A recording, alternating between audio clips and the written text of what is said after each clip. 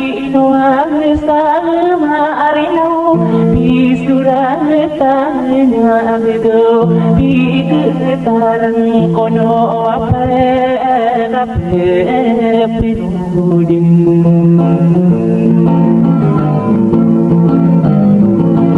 Bunga awatan bunga ani yang mustomim bena bena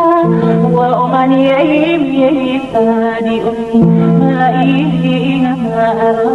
tamaku alaki kasayan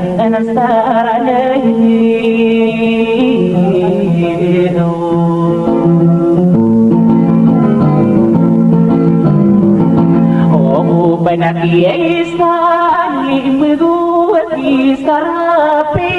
Hadto Iinuagnya Made Peranwangan mo nako Perangan mo ako Sama Benoyat Diman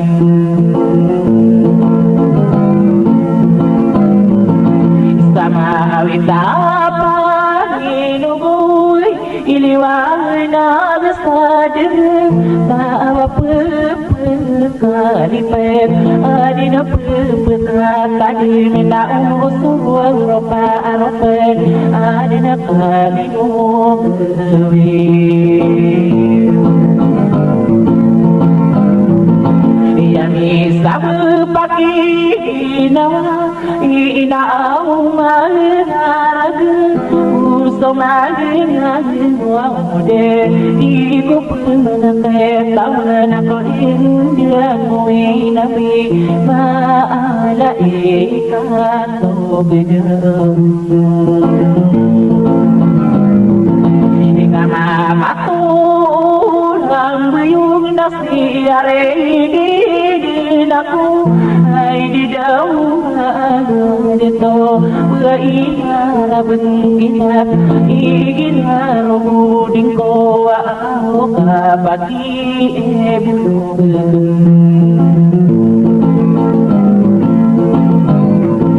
Yang kapati Pipiratin akong ulay Duwang narin Kapati Pipiratin akong ulok Wawlo namin Katutang diyan ko di mo oras na karandiman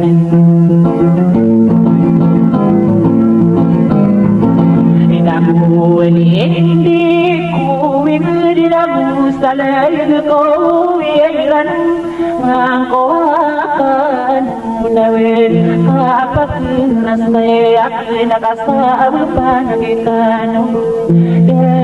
Di na ba ano na sa nunod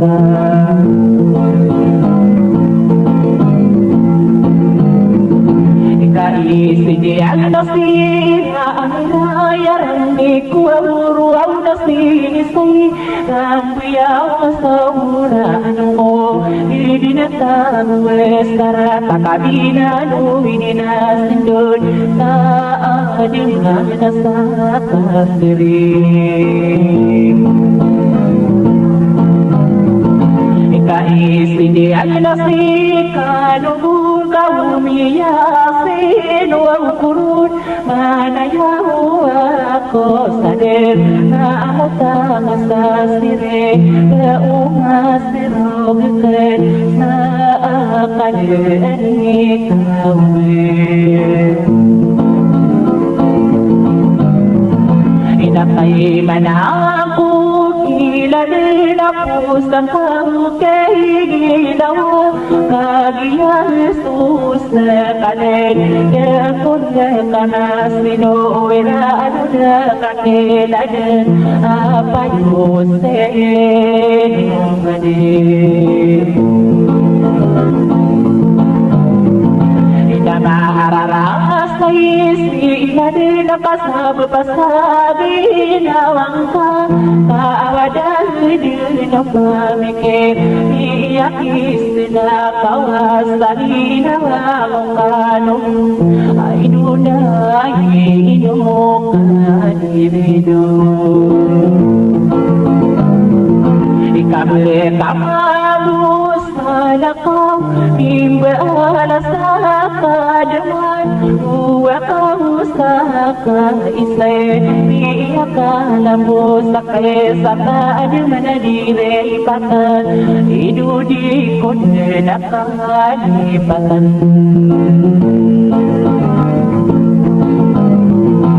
Sadiyo na saka bulan sadiyo na saka berangitan inaaw kadung ko wa ububuan ini sampai sama ribu ng ribu hidup di tangangin Inadya hanapi hagtan na bububang kahurug mau yang ina intay kaagis kanubun kainu kuwang kaniden ni Elias ino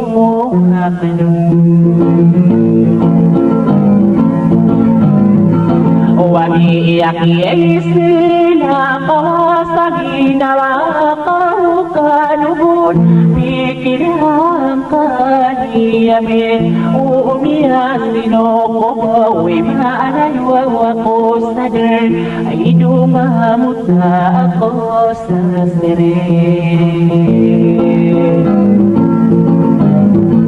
Inabang umasirug kinas na kadinay kawin Tama na kukinadin Pusang kong ginawa Inawaw nila akala Ginig ka sa yakin Sa kinigarin kurun sa gagawin daw Ino ka naman marami Ino pagdinido sa kapagnilanin ko At kaarap sa sadisiratan Inaya paasin ang kunaw Bukan dirudin Di kanian regina Di sumusa malam Hinapiri kuang dekanian Ipetupur kanian Sasala kawalang beyong Inainumang kadang ina